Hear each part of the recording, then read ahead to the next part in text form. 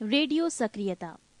Radio सक्रियता की खोज फ्रेंच वैज्ञानिक हेनरी बैकरल, पी क्यूरी एवं एम क्यूरी ने किया था।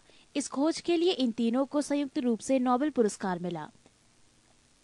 जिन नाभिकों में प्रोटॉन की संख्या 83 या उससे अधिक होती है वो अस्थायी होते हैं। स्थायित्व प्राप्त करने के लिए ये नाभिक स्वतः ही अल्फा, बीटा एवं गामा किरणें उत्सर्जित करने लगती हैं।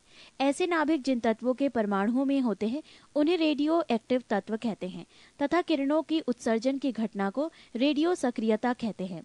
गामा किरणें अल्फा एवं बीटा किरणों के बाद ही उत्सर्जित होती हैं। रॉबर्ट पियरे एवं उनकी पत्नी मैडम क्यूरी ने नए रेडियो एक्टिव तत्व रेडियम की खोज की।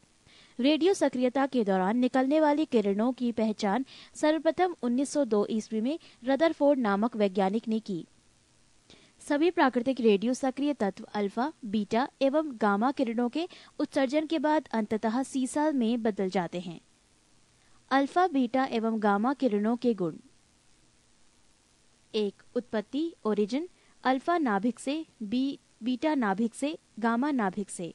2. प्रकृति नेचर, धनात्मक, बीटा की ऋणात्मक, गामा की उदासीन। 3. रचना, अल्फा की 2He की पावर 4, बीटा की 1E की पावर 0, गामा की फोटॉन।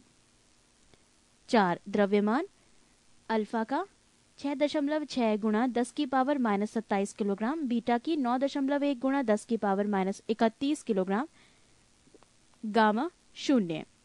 5. गुण आवेश, अल्फा की +2E, बीटा की -1.6 गुणा 10 की पावर -19 C, गामा 0।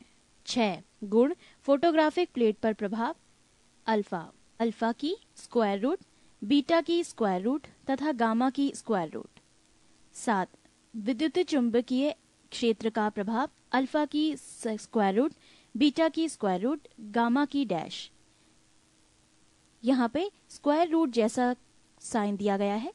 संबंधित चिन्ह के लिए आप अपने मित्र या अपने सहयोगी से संपर्क कर सकते हैं। सबसे अधिक वेधन क्षमता गामा किरण की होती है।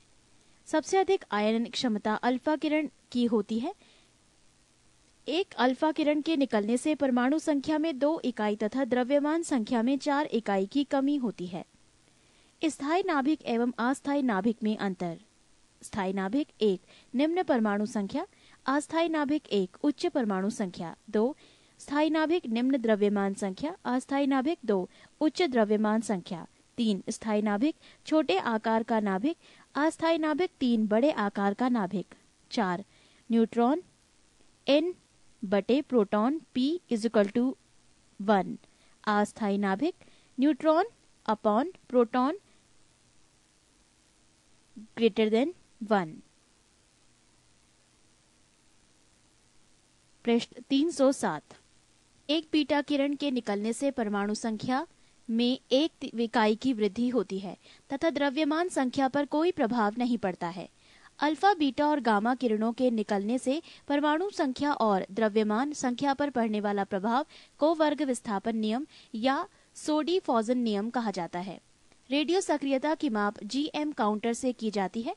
जितने समय में किसी रेडियो सक्रिय तत्व के परमाणुओं की संख्या आधी हो जाए वो उस समय उस तत्व का अर्ध जीवन काल कहलाता है। इसे प्रायः HL या T1/2 से सूचित किया जाता है।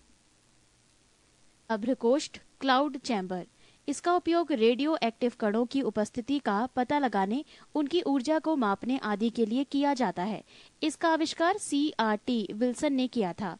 जीवाश्म मृत पेड़ पौधे आदि की आयु का अंकन कार्बन 14 के द्वारा किया जाता है।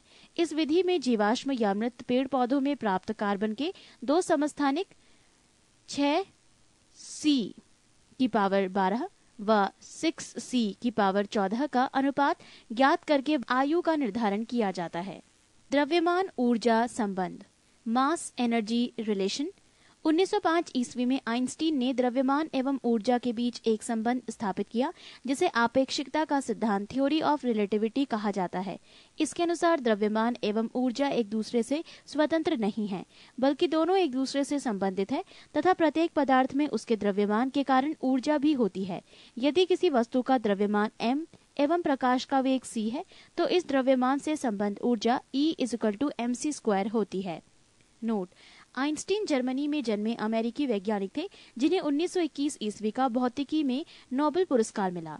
सूर्य से पृथ्वी को लगातार ऊर्जा ऊष्मा के रूप में प्राप्त हो रही है, जिसके फलस्वरूप सूर्य का द्रव्यमान लगातार घटता जा रहा है। आंकड़ों के अनुसार सूर्य से पृथ्वी को प्रति सेकंड 4 गुणा 10⁻26 जूल ऊर्जा प्राप्त हो रही है, जिसके फलस्वरूप इसका द्रव्यमान लगभग 4 गुणा 10⁹ किलोग्राम प्रति सेकंड की दर से घट रहा है। परंतु सूर्य का द्रव्यमान इतना अधिक है कि वो लगातार 1000 करोड़ वर्षों तक इसी दर से ऊर्जा देता रहेगा।